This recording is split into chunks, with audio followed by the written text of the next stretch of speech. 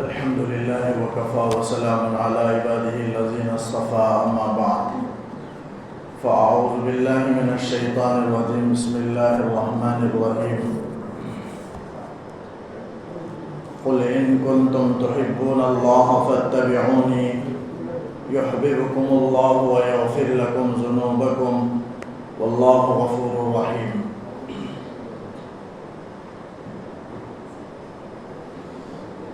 بزرگان محترم، پردہ نشین خواتین، سورہ آل عمران کے 4 رکوع کی ابتدائی آیات ہیں جس میں اللہ تعالیٰ اپنے محبوبیت کا دعویٰ کرنے والوں کے لیے ایک شرط بیان فرمائی ہے۔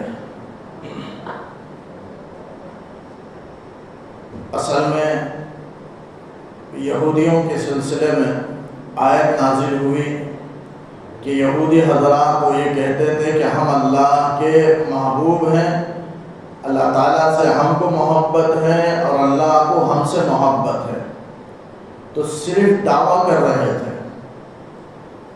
تو اس لیے اللہ نے آیت نازل کر کے بتایا کہ صرف محبت کے دعوے سے آدمی محبوب نہیں ہو جاتا، بلکہ محبوبیت کے لیے، محبت کے دعوے کے لیے کیا چیز شرط ہے، اس شرط کو اللہ نے اس آیت میں بیان فرمایا۔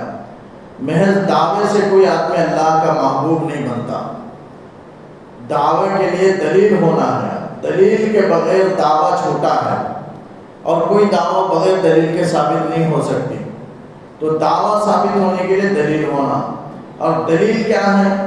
یہ تو محبت کے دعویٰ ہے، اور محبت ایک پوشیدہ چیز ہے، اسے معلوم نہیں کیا جا سکتا کہ کس کے اندر کم ہے، کس کے اندر زیادہ ہے یا نہیں ہے، اسے معلوم نہیں کیا جا سکتا، اس لیے اس کی علامات موجود ہیں، محبت کے علامات موجود ہیں۔ اگر وہ علامات میں پورا اترتا ہے تو پھر محبت کا دعویٰ صحیح ہے۔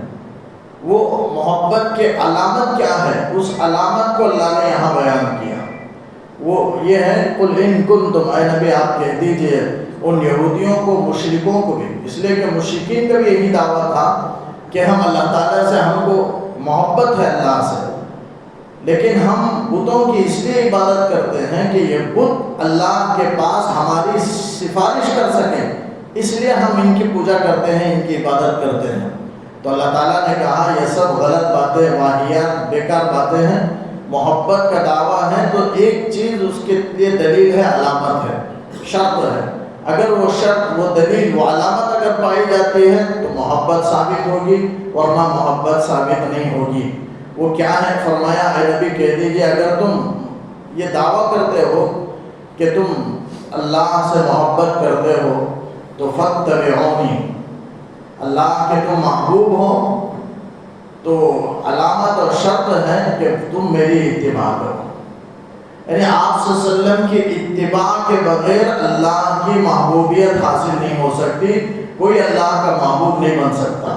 جب آدمی حضور نبی کریم صلی اللہ علیہ وسلم کی اتباع کرے گا تو اللہ کا محبوب بن جائے گا۔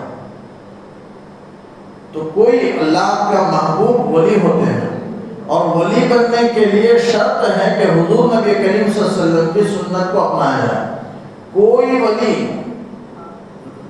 نبی کی سنت کو اپنائے بغیر نبی نہیں بن سکتا، ولی نہیں بن سکتا۔ ولی بننے کے لیے آپ صلی اللہ علیہ وسلم کی سنت کو اپنانا بہت ضروری ہے، اپنائے بغیر کوئی محبوب نہیں بن سکتا۔ اب اگر کوئی عام آدمی بھی سنت کو اپنا رہا ہے تو وہ شخص اس وقت میں وہ اللہ کے نزدیک محبوب ہے۔ تو عمل کو مقبول کرانے کے لیے، عمل میں وزن پیدا کرانے کے لیے حضور نبی کریم صلی اللہ علیہ وسلم کی سنت بے حد ضروری ہے۔ اگر عمل میں آپ صلی اللہ علیہ وسلم کی سنت شامل ہو جائے، کوئی بھی عمل ہو، آدمی مسجد میں داخل ہو رہا ہے، ویسے موقع پر اگر کوئی دعا کر لے اللہم افتح لی ابواب رحمتک، یا ابو داؤد کی روایت ہے اللہم اغفر لی ذنوبی وافتح لی ابواب رحمتک، یہ پڑھ کر داخل ہو، بسم اللہ والصلاۃ والسلام علی رسول اللہ پڑھ لے، بسم اللہ دخلت علیہ توکلت ونویت سنت الاعتکاف، تو یہ 3 چیزیں اگر پڑھ لے تو اس وقت میں داخل ہونے کے وقت میں وہ اللہ کے نزدیک سب سے زیادہ محبوب ہے۔ تو جس وقت آدمی سنت کو اپنا رہا ہوتا ہے اس وقت میں وہ شخص اللہ کا محبوب ہوتا ہے۔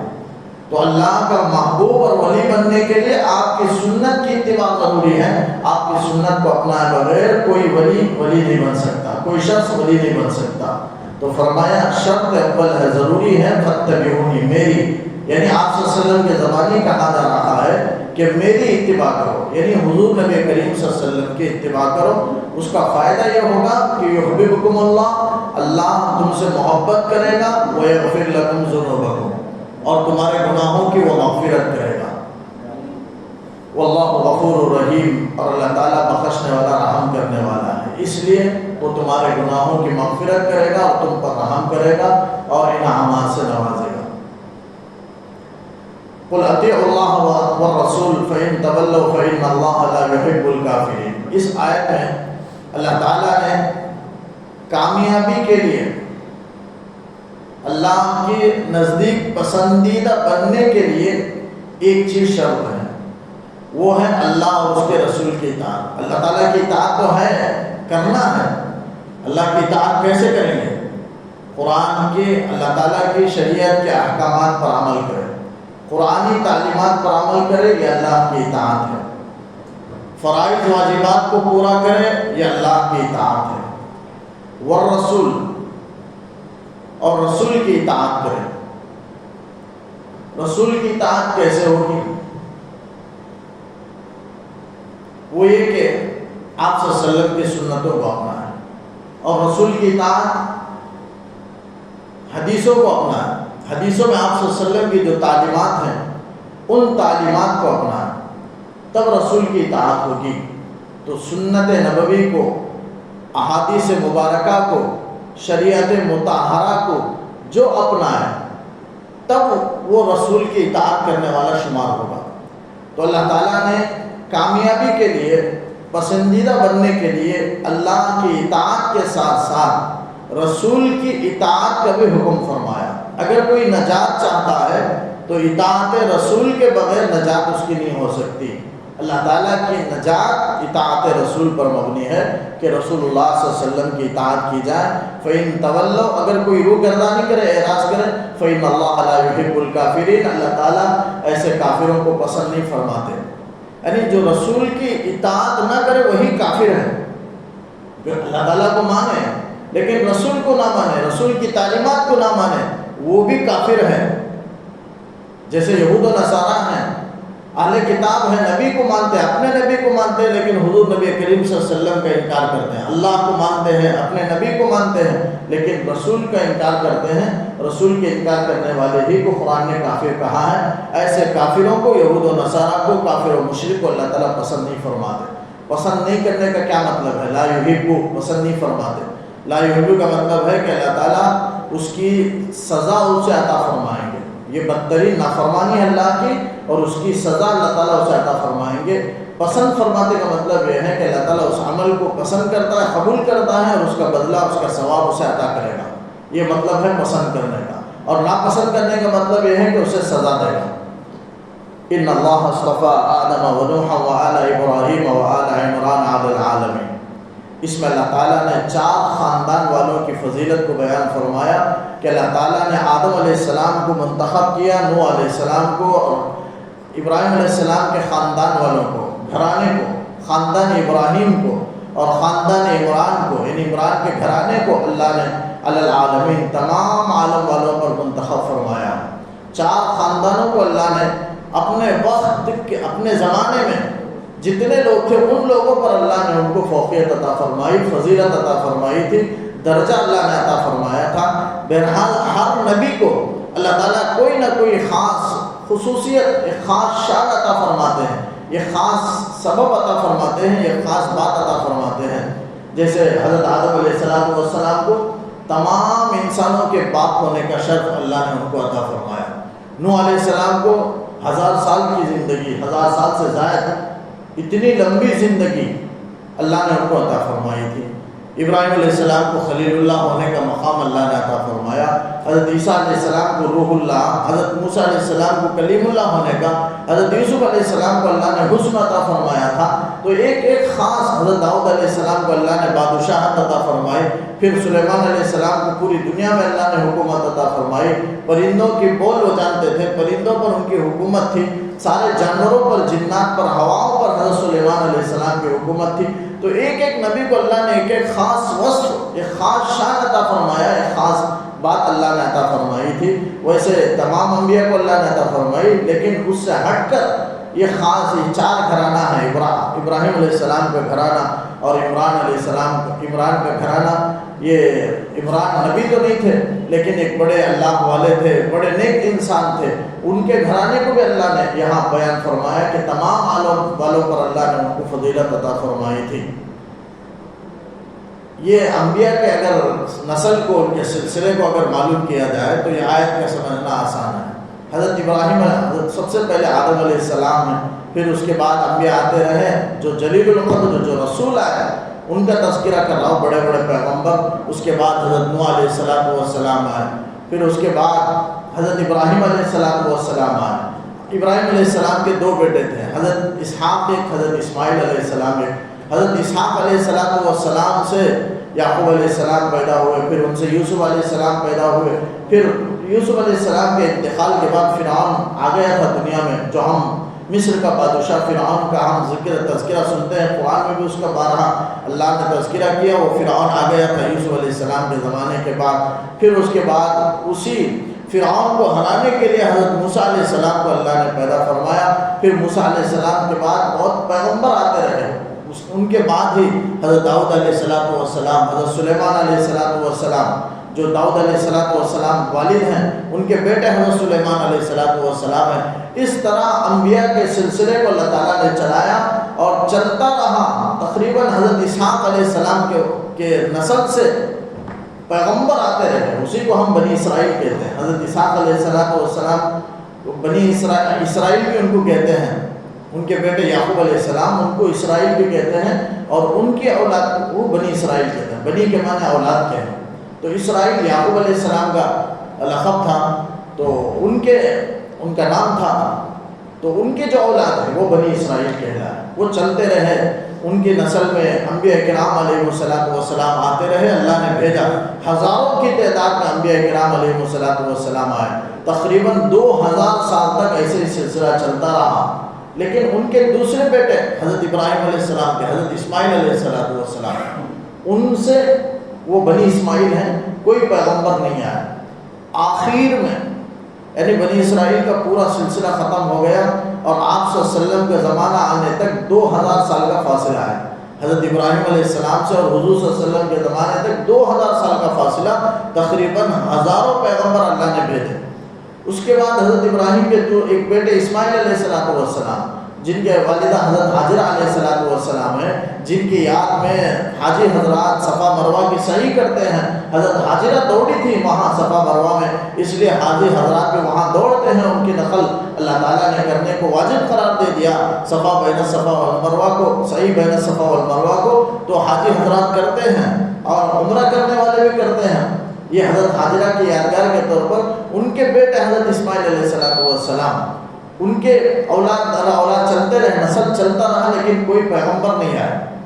لیکن آپ صلی اللہ علیہ وسلم کے زمانے میں وہ بنی اسماعیل میں عبداللہ پیدا ہوئے، ان کے بعد ان سے جو پیدا ہوئے وہ حضرت محمد رسول اللہ صلی اللہ علیہ وسلم ہیں، وہ ایک ہی پیغمبر پیدا ہوئے حضرت اسماعیل علیہ السلام کے اولاد میں 2000 سال کے بعد، حضرت ابراہیم علیہ السلام کے نسل سے شمار کر کے 2000 سال کے بعد ایک اولاد ہوئے، ایک پیدا ہوئے محمد، جن کا نام محمد ہے، جو ہمارے اور آپ کے آقا جناب محمد رسول اللہ صلی اللہ علیہ وسلم ہے، وہی آخری ہیں، اور حضرت اسماعیل علیہ السلام کے خاندان سے وہ آئے۔ تو یہ خاندان کا سلسلہ ہے، جو بنی اسماعیل میں صرف ایک پیغمبر آیا آپ صلی اللہ علیہ وسلم، اس سے پہلے جتنے آئے وہ پورے بنی اسرائیل سے آئے۔ تو اللہ تعالیٰ نے، اور اسی میں وہ حضرت داؤد علیہ السلام، سلیمان علیہ السلام کے بعد ہی یہ یعقوب علیہ عمران آئے، ان کی بیٹی مریم علیہ السلام اور ان کے بیٹے حضرت عیسیٰ علیہ السلام۔ السلام. تو بنی اسرائیل کے آخری پیغمبر حضرت عیسیٰ علیہ السلام. حضرت عیسیٰ کے زمانے میں بیک وقت پیغمبر تھے. حضرت یحییٰ علیہ السلام تھے، حضرت زکریا علیہ السلام تھے، حضرت عیسیٰ علیہ السلام تھے ایک ہی وقت میں. اور مریم علیہ السلام تھے. مریم تو کوئی نبی تو نہیں تھی، عورت کو اللہ نے نبی نہیں بنایا، کوئی عورت نبیہ نہیں ہے، لیکن بڑی ولیہ تھی، بڑی نیک تھی، بڑی پاکیزہ خاتون تھی. قرآن خود اس کا اقرار کرتا ہے اور ان کی پاکیزگی کو قرآن بیان کرتا ہے کہ حضرت مریم علیہ السلام پاکیزہ عورتوں میں سے تھیں. 4 عورتوں کو اللہ نے دنیا میں فضیلت دی ہے. تمام عورتوں پر سب سے پاکیزہ مقدس عورتیں 4 گزری ہیں، اور بھی ہو سکتے ہیں، لیکن اللہ کے بیان کے مطابق، حضور نبی کریم صلی اللہ علیہ وسلم کے حدیث کے مطابق آپ صلی اللہ علیہ وسلم نے بیان فرمایا، اس میں حضرت مریم علیہ السلام بھی ہیں پاکیزہ عورتوں میں سے. سب سے نیک دیندار ولیہ حضرت مریم علیہ السلام. اور ایک ہے آسیہ، حضرت آسیہ فرعون کی بیوی، جو حضرت موسیٰ علیہ السلام پر ایمان لائے، جو اللہ پر ایمان لائے اور فرعون کے دھمکیوں سے وہ نہیں ڈری، اس کی دھمکیوں کا مقابلہ کی اور اللہ کے خاطر اپنی جان دے دی، لیکن ایمان کو انہوں نے سودا نہیں کیا، ایمان کو نہیں گوایا، ایمان کی حفاظت کی. تو حضرت آسیہ جو فرعون کی بیوی دوسری ہے، اور حضرت خدیجہ الکبریٰ رضی اللہ عنہا، اور آپ صلی اللہ علیہ وسلم کی جو بیوی تھی پہلی بیوی، اور پھر آپ صلی اللہ علیہ وسلم کی جو صاحبزادی تھی، چھوٹی صاحبزادی حضرت فاطمہ رضی اللہ عنہا. یہ 4 عورتیں دنیا میں تمام عورتوں پر سب سے خیر نساء میں سے ہیں. اللہ تعالیٰ نے ان کو فضیلت عطا فرمائی تھی. اب یہاں آگے فرمایا ذریۃ بعضھا من بعض. یہ تو انبیاء کا خاندان سلسلہ چلا، لیکن ان میں سے بعض کے اولاد ہیں. تمام پیغمبر حضرت داؤد علیہ السلام کے بیٹے سلیمان علیہ السلام ہیں. سلیمان علیہ السلام داؤد علیہ السلام کے اولاد میں ہیں. اور اسی طریقے سے حضرت یوسف علیہ السلام یعقوب علیہ السلام کے اولاد میں، یعقوب حضرت اسحاق کے اولاد میں، حضرت اسحاق حضرت ابراہیم علیہ السلام کے بیٹے. اس طرح آپس میں ایک دوسرے کے وہ بعض کے اولاد ہیں. فرمایا ذریت کے معنی اولاد کے ہیں. اولاد بیٹا بیٹے کو اولاد کہتے ہیں. ذریۃ بعضھا من بعض کے اولاد ہیں. واللہ سمیع علیم. اللہ تعالیٰ سننے والا جاننے والا ہے. یعنی یہ کیوں فرمایا سمیع علیم؟ اس لیے کہ یہود کہتے تھے کہ ہم حضرت آدم علیہ السلام کو مانتے ہیں اور آدم علیہ السلام یہودی تھے. تو اللہ تعالیٰ نے تو اس آیت میں اللہ تعالیٰ نے نازل کر کے یہ بھی اشارہ کر دیا کہ حضرت آدم علیہ السلام تو یہودیت پر نہیں تھے، بلکہ دین اسلام پر تھے. وہ تو مسلمان تھے، دین اسلام کے ماننے والے تھے، جیسے ہم ماننے والے دین اسلام کے. حضرت آدم علیہ السلام بھی تو یہودی جو کہتے ہیں اللہ تعالیٰ ان کی باتوں کو سننے والا بھی ہے، جو جھوٹی باتیں ہیں، علیم، اور ان کے سارے احوال کو عادتوں کو اللہ جاننے والا بھی ہے. اذ قالت امرأة عمران رب انی نذرت لك ما في بطنی محررا فتقبل منی انك انت السمیع العلیم. جب عمران کی بیوی، اب عمران سے کون عمران ہے؟ 2 عمران مشہور ہیں. موسیٰ علیہ السلام کے والد کا نام بھی عمران ہے، اور حضرت مریم علیہ السلام کے والد کا نام بھی عمران ہے. اور 2 عمرانوں کے درمیان 1800 سال کا فاصلہ ہے، 1800 سال کا فاصلہ ہے. لیکن تمام مفسرین نے یہاں بیان فرمایا کہ حضرت مریم علیہ السلام کے جو والد عمران ہیں وہ مراد ہیں. موسیٰ علیہ السلام کے والد مراد نہیں ہیں، بلکہ مریم کے والد مراد ہیں. اذ قالت امرأة عمران، جبکہ عمران کی بیوی نے نظر کی، ربی اللہ تعالیٰ سے دعا کی کہ اے میرے پروردگار، انی نذرت لک، میں نے تجھ سے نظر کی ہے، تیرے لیے منت مانی ہے کہ ما فی بطنی محررہ، جو میرے پیٹ میں بچہ حمل میں ہے میں اسے آزاد کر دوں گی، اسے آزاد کر کے میں نے تیرے لیے نظر کی ہے. یعنی مطلب یہ ہے کہ حضرت عمران ان کی بیوی حنہ ہے اور ان کی بیٹی حضرت مریم علیہ السلام ہے. تو حضرت مریم کی والدہ جب حاملہ تھی، ان کے شوہر عمران ہیں. مریم کے والدہ حنہ ہیں، ان کے شوہر عمران ہیں. تو عمران کی بیوی حنہ نے منت مانی اللہ سے، اور اس زمانے میں منت مانی جاتی تھی. عورتیں بھی منت کی بات آئی تو مسئلہ عرض کر دیتا ہوں کہ عورتیں منت مانتی ہیں کہ میرا فلاں کام ہو جائے تو میں ایسا کروں گی ویسا کروں گی. بہرحال عبادات کے سلسلے میں، اللہ کی عبادات کے سلسلے میں اگر منت مانتی ہیں تو ان منتوں کو وہ جائز ہے، وہ بھی عبادت ہے، اور اسے پورا کرنا ضروری ہے. مثلا میرا فلاں کام ہو جائے، میں امتحان میں اگر پاس کامیاب ہو جاؤں تو میں اتنی رکعتیں نماز پڑھوں گا، اتنے دن کا اعتکاف کروں گا، میں اللہ کے نام پر اتنا روپیہ صدقہ کروں گا. یہ منت ہے، یہ نظر ہے. یہ اللہ کے نام کی ہونی چاہیے. اگر اللہ کے نام کی ہے تو یہ عبادت ہے، اسے پورا کرنا چاہیے. عرب حضرات کی خصوصیت تھی کہ وہ منت کو پورا کرتے تھے. یہی وجہ ہے کہ حضرت عبداللہ بھی 100 اونٹ قربانی اپنے بیٹے کو ذبح کرنے کی منت مانی تھی. ان کے بیٹے کون ہیں؟ حضرت محمد رسول اللہ صلی اللہ علیہ وسلم. لیکن جب وہ منت پورا کرنے کے لیے گئے تو تمام رشتہ دار منع کرنے لگے. اس کے بعد اس کے بدلے میں 100 اونٹ ذبح کرنے کا ان کو حکم ملا. اس کے بدلے میں حضرت محمد رسول اللہ صلی اللہ علیہ وسلم کے بدلے میں 100 اونٹ انہوں نے قربانی کی. تو یہ منت جو ہے عرب حضرات کی خصوصیت ہے، عادت، بہترین عادت ہے کہ وہ اس عبادت کو پورا کیا کرتے ہیں. قرآن میں بھی حکم ہے وَلْيُوفُوا نُذُورَهُمْ، اپنے منتوں کو پورا کرو. اگر تم منت مان لیتے ہو کہ میرا فلاں کام ہو جائے اور منت کی برکت سے اللہ تعالیٰ وہ کام پورا کر دیتے ہیں. لہذا کام پورا ہونے کے بعد ہی، پہلے نہیں، پہلے ادا کرنا ضروری نہیں، لیکن کام پورا ہو جائے تو اب اس منت کو پورا کرنا واجب ہے. جیسے اور واجبات ہے ویسے یہ بھی واجب ہے. اگر نہ کرے تو واجب کے چھوڑنے کا گنہگار ہوگا. تو بہرحال منت کر سکتے ہیں لیکن اللہ کے نام کی ہونی چاہیے، کسی درگاہ کی نہیں. میرے اولاد اگر ٹھیک ہو جائے تو میں درگاہ جاؤں گی، درگاہ میں جا کر کے تعویذ باندھوں گی، یہ سب باتیں ذبح کروں گی بکرا، یہ سب واہی تباہیات ہیں، بدعات ہیں، شرک ہیں، خرافات ہیں، جہنم کی طرف لے جانے والے ہیں. نظر عبادت ہے اور عبادت اللہ کے علاوہ کسی کی نہیں ہونی چاہیے. لہذا اللہ ہی کے نام کی عبادت ہونی چاہیے، اللہ ہی کے نام کی نظر ہونی چاہیے. فرمایا قالت امرأۃ عمران انی نظرت لک، میں نے تیرے لیے نظر کی ہے کہ معافی بطنی. حضرت حنہ، عمران کی بیوی حنہ اپنے پیٹ میں حمل محسوس کی. حمل وضع ہونے سے پہلے، بچہ پیدا ہونے سے پہلے عمران کا انتقال ہو گیا.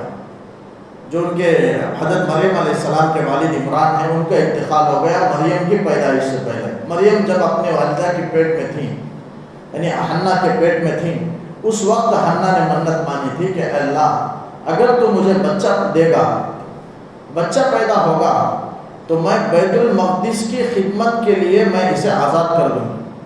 اس زمانے میں اس طرح آزادی کا تصور تھا. یہودیوں میں جو بڑے بڑے گھرانے کے لوگ تھے، عام حضرات بھی اور خاص بڑے گھرانے میں بھی، یہودیوں کے جو بڑے گھرانے ہوتے ہیں ان میں بھی اگر کوئی بچہ پیدا ہوتا تو وہ بیت المقدس کی خدمت کے لیے لا کر وقف کر دیتے، آزاد کر دیتے، لا کر وہاں کے علماء کو دے دیتے.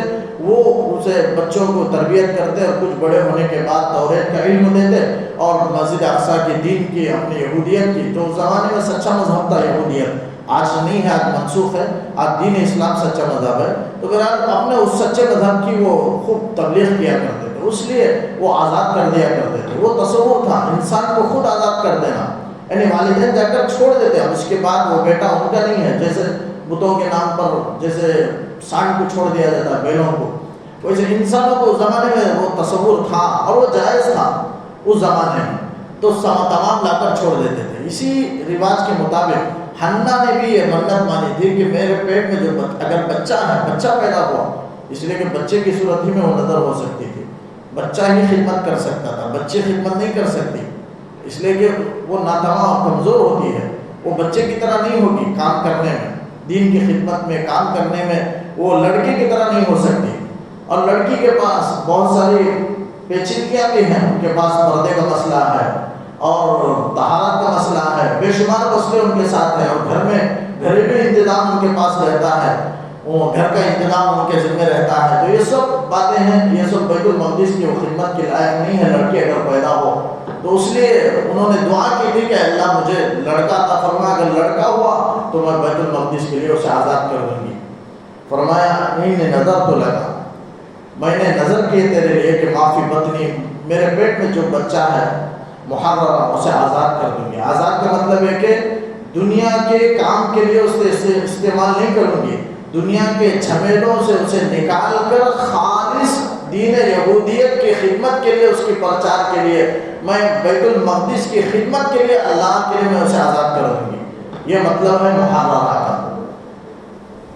تو معافی بطنی محررہ، جو میرے پیٹ میں ہے اسے میں اسے آزاد کر دوں گی. یہ منت انسانوں کے آزادی کا اور اللہ کے نام پر وقف کر دینا انسانوں کو، اللہ کے گھر کے لیے وقف کر دینا انسانوں کو، یہ اس زمانے میں جائز تھا، اس شریعت میں جائز نہیں ہے۔ ہاں ایسا ہے کہ کئی بچے ہیں، ایک بچے کو اپنے بچے کو دین کی خدمت کے لیے خاص کر دینا کہ مدرسے میں پڑھا کر دینی تعلیم دے کر دین کی اشاعت کے لیے لگا دینا، اسی خدمت پر لگا دینا، یہ اس امت میں جائز ہے۔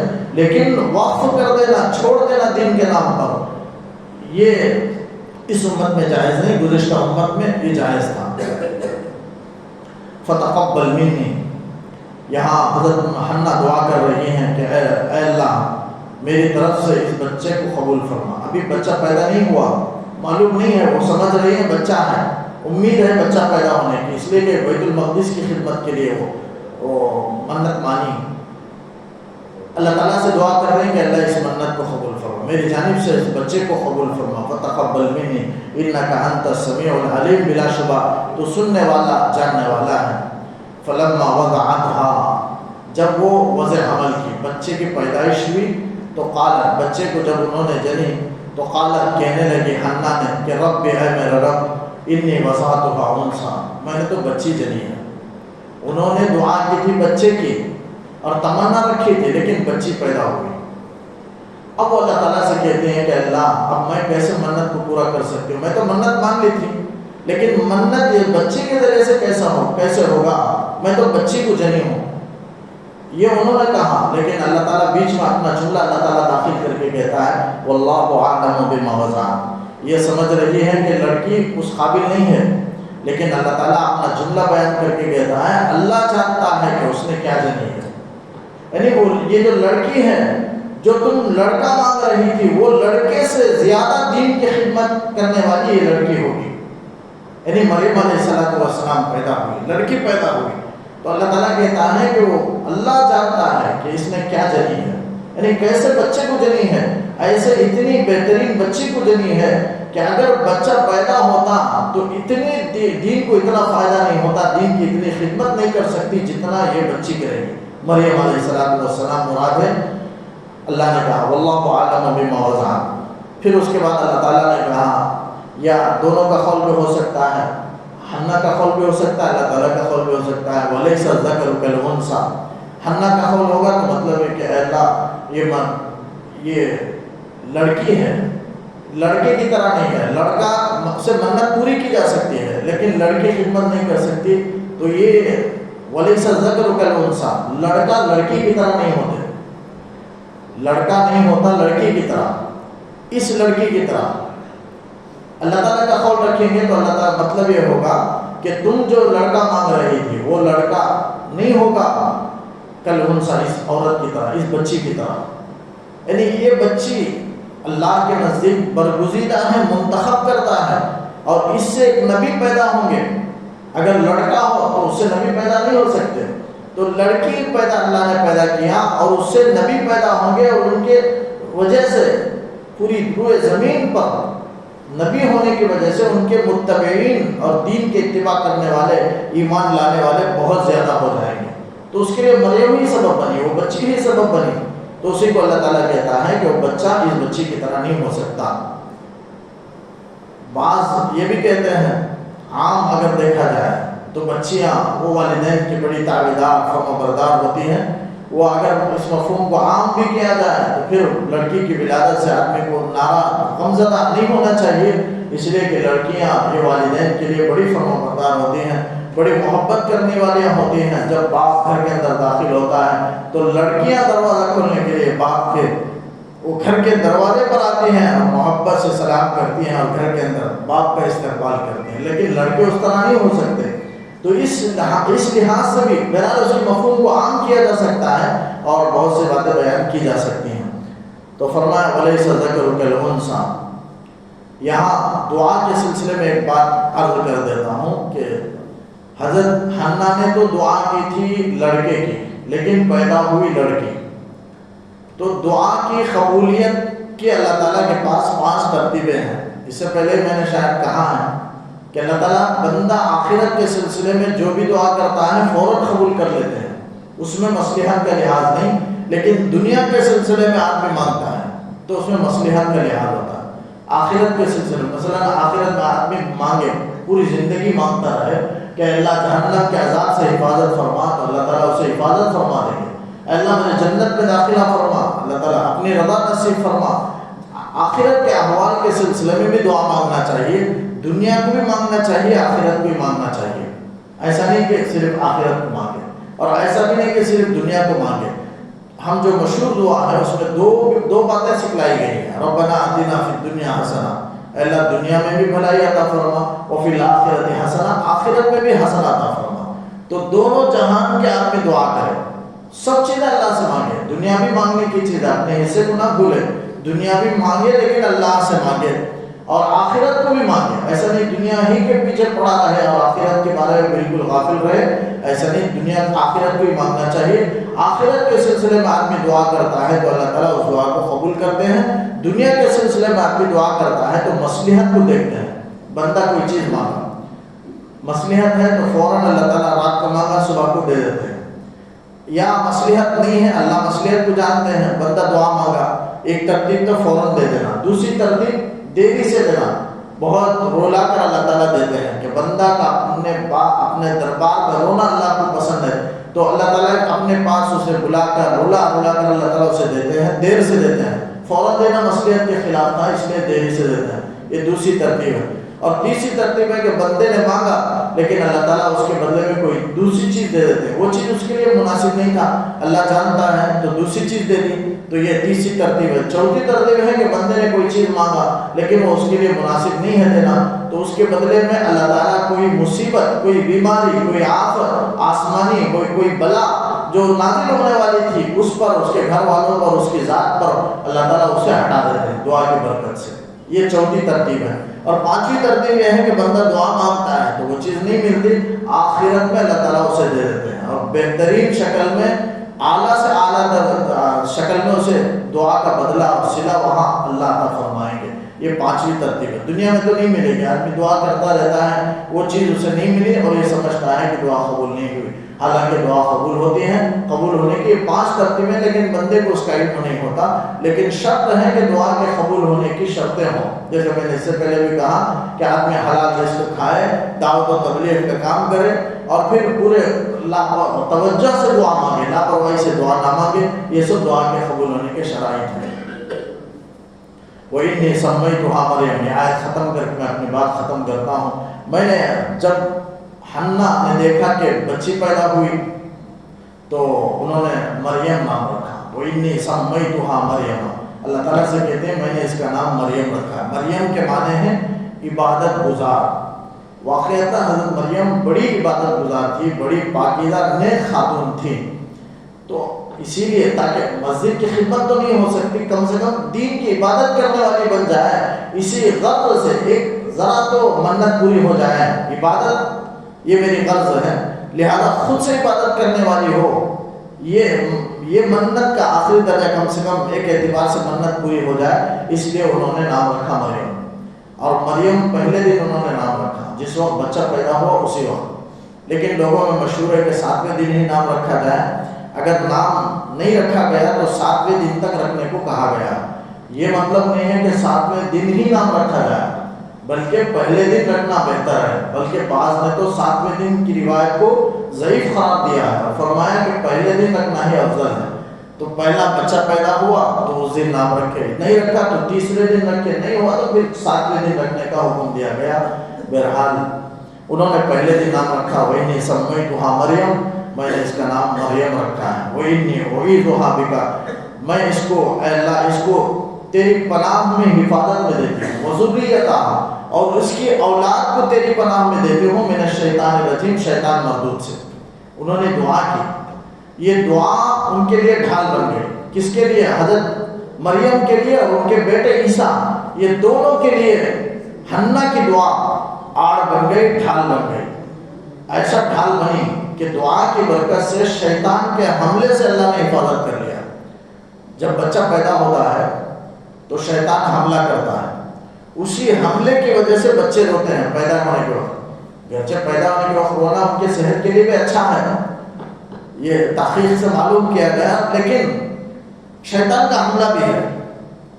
شیطان کے حملے کی وجہ سے روایت میں آتا ہے وہ نوچتا ہے، اپنا حملہ ڈالنے کی کوشش کرتا ہے، تو لیکن تمام دنیا کے تمام بچوں پر حملہ کرتا ہے. لیکن یہ دعا کی برکت سے پوری دنیا کے انسانوں میں صرف 2 انسان شیطان کے حملے سے بچے ہیں، وہ حضرت مریم ہیں اور حضرت عیسیٰ علیہ السلام ہیں.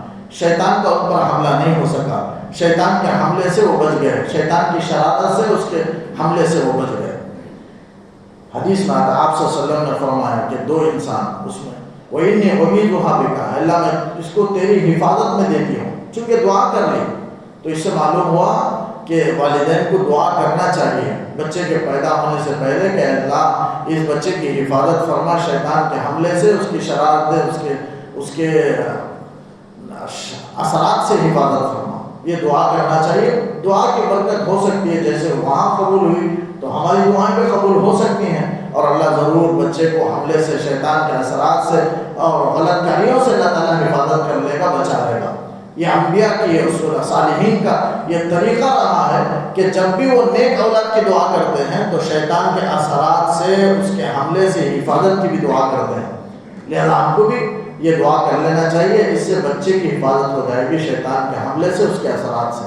تو یہاں حضرت حنا نے دعا کی تھی کہ اللہ مریم کو اور اس کے اولاد کو، اولاد سے مراد حضرت عیسیٰ علیہ السلام ہے، کہ ان کو شیطان مردود سے تیری حفاظت میں دیتی ہوں. فتقبلها ربها، یہ اگلی آیت ہے.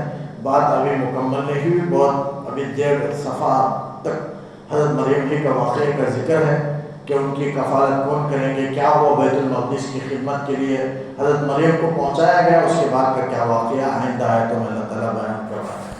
اللہ تعالیٰ سے دعا ہے کہ اللہ تعالیٰ عورتوں میں پاکیزگی پیدا فرمائے، ہماری عورتوں کو خیر النساء میں اللہ شامل فرمائے.